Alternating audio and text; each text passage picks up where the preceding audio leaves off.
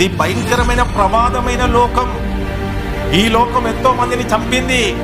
ఆత్మానుసారంగా బ్రతికిన వారిని ఏ ఒక్కరిని కూడా భూమి మీద బ్రతకనీయలే అపవాది.